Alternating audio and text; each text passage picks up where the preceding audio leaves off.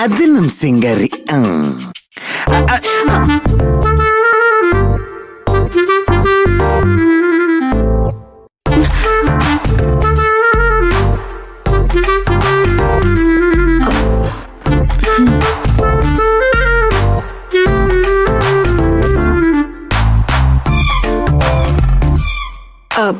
ಚಿಕ್ಕ ಯಜಮಾನ್ರೆ, ಚಾಪೆ ಬೇಕು ಅಂತ ಅಲ್ಲಿ ಹೋಗಿದ್ದೀರಾ? ಮಂಚದ ಮೇಲೆ ಮಲ್ಕೊಳ್ದೆ ತಪ್ಪು ಮಾಡ್ದೆ, ರಾತ್ರಿ ಎಲ್ಲ ನಿದ್ದೆನೆ ಬರ್ಲಿಲ್ಲ ಅಂತ ನೀವು ಬೆಳಗ್ಗೆ ನನ್ನ ಹತ್ರ ಹೇಳೋ ಹಾಗಿಲ್ಲ. ಚಾಪೆ ವಿಚಾರದಲ್ಲಿ ನನಗೇನು ಪ್ರಾಬ್ಲಮ್ ಆಗಲ್ಲ, ಆದ್ರೆ ಇನ್ನೊಂದು ವಿಚಾರದಲ್ಲಿ ಪ್ರಾಬ್ಲಮ್ ಆಗ್ಬೋದೇನೋಪ್ಪ. ಬೇರೆ ವಿಷಯನ? ಯಾವ ವಿಚಾರ ಚಿಕ್ಕ ಯಜಮಾನ್ರೆ? ನಿಮ್ ವಿಚಾರ.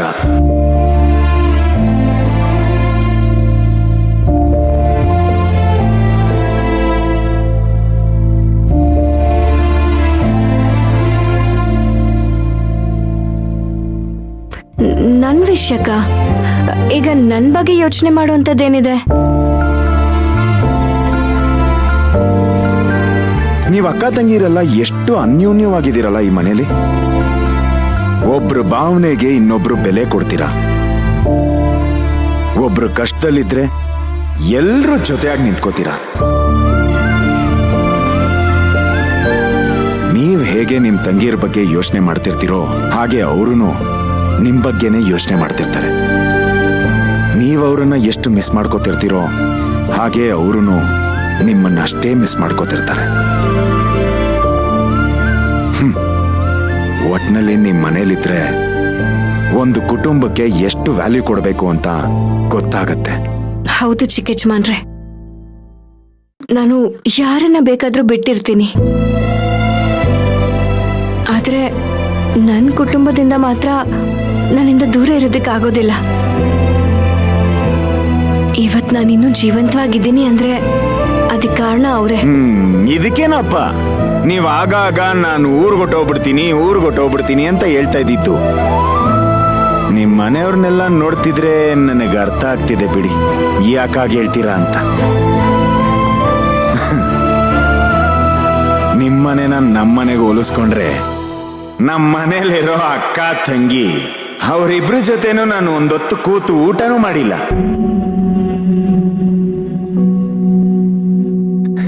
ಇನ್ನು ವ್ಯಾಲ್ಯೂಗಳ ಬಗ್ಗೆ ಎಲ್ಲ ತುಂಬಾ ದೊಡ್ಡ ಮಾತಾಗೋಗುತ್ತೆ. ಇನ್ನ ಸಮಂತನೋ ಬರೀ ನನ್ನನ್ನ ದಾರಿ ತಪ್ಪಿಸೋದ್ರಲ್ಲೇ ಅವಳ ಜೀವನ ನಡೆಸ್ತೀಯಾಳೆ.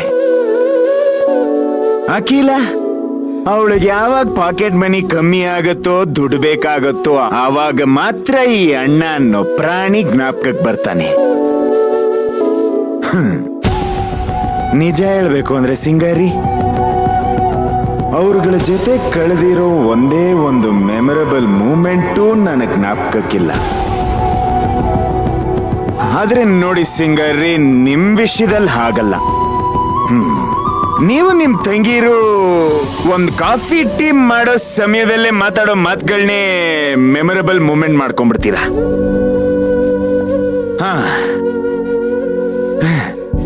ಜೀವನದಲ್ಲಿ ದುಡ್ಡೇ ಮುಖ್ಯ ಅಲ್ಲ, ನಮ್ ಕುಟುಂಬದ ಜೊತೆ ಕಾಲ ಕಳಿಬೇಕು, ನಾವ್ ಅವ್ರು ನಂಬಬೇಕು, ಅವ್ರು ನಮ್ಮನ್ನ ನಂಬಬೇಕು. ಇದೆಲ್ಲ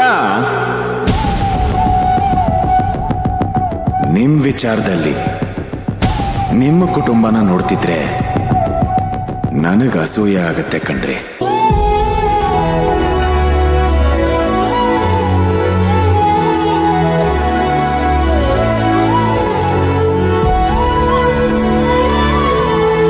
ಚಿಕ್ಕ ಯಜಮಾನ್ರೆ, ಕುಟುಂಬದಲ್ಲಿ ಯಾರೂ ಸರಿ ಇಲ್ಲ, ಅವ್ರು ನಮ್ಗೆ ಪ್ರೀತಿ ತೋರಿಸ್ತಾ ಇಲ್ಲ ಅಂತ ಅನ್ಕೊಳ್ಳೋದಕ್ಕಿಂತ ನೀವ್ ಪ್ರೀತಿ ತೋರ್ಸೋದಕ್ ಶುರು ಮಾಡಿ,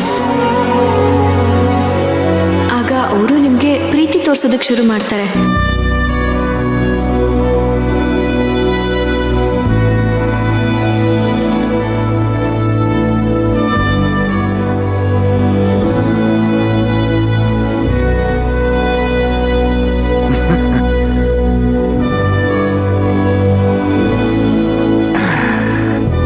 ಸಿಂಗಾರಿ,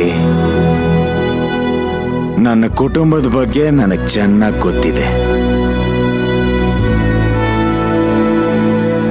ಡ್ಯಾಡ್ ಒಬ್ರು ಇರ್ಲಿಲ್ಲ ಅಂದಿದ್ರೆ ನಾನು ಇಷ್ಟೊತ್ತಿಗೆ ಒಂಟಿಯಾಗಿ ಎಲ್ಲಾದ್ರೂ ಹಿಮಾಲಯಕ್ಕೆ ಹೋಗಿ ಆರಾಮಾಗಿ ಸೆಟ್ಲ್ ಆಗ್ಬಿಡ್ತಿದ್ದೆ. ಈಗ ನನ್ನ ಜೀವನದಲ್ಲಿ ನೀವು ಬೇರೆ ಬಂದಿದ್ದೀರಪ್ಪ. ಬಿಟ್ಟು ಹೋಗಕ್ಕಾಗಲ್ಲ.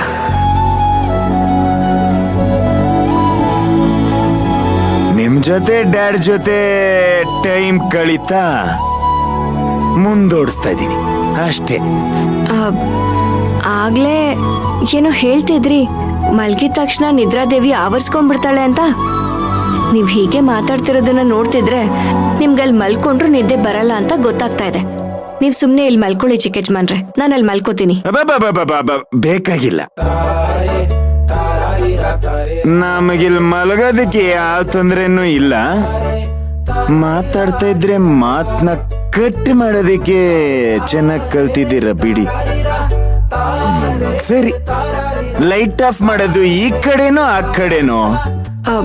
ಈ ಕಡೆನೇ ಇದೆ.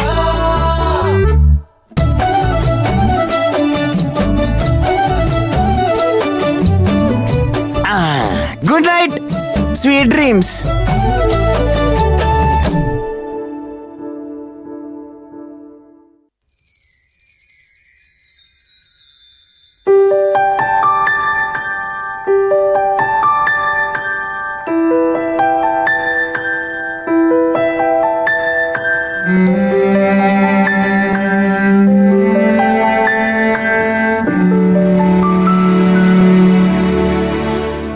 ಚಂದುಟಿಯ ಪಕ್ಕದಲ್ಲಿ ತುಂಬ ಹತ್ತಿರ ನಿಂತು ಗುರಿಯಿಟ್ಟು ಕಾಡಿಗೆಯ ಬೊಟ್ಟಿಲ್ಲ.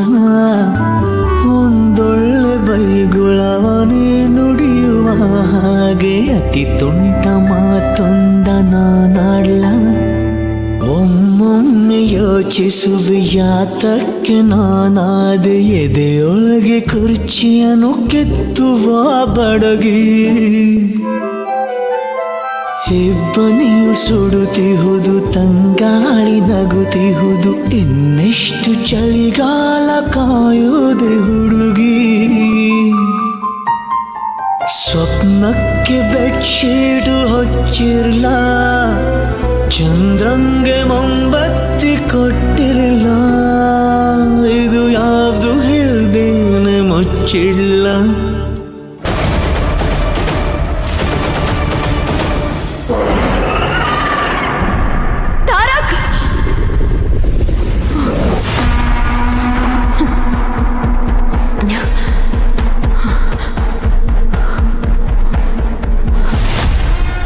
ಏನಾದ್ರೂ ನಿಜ ಆಗ್ಬಿಟ್ರೆ?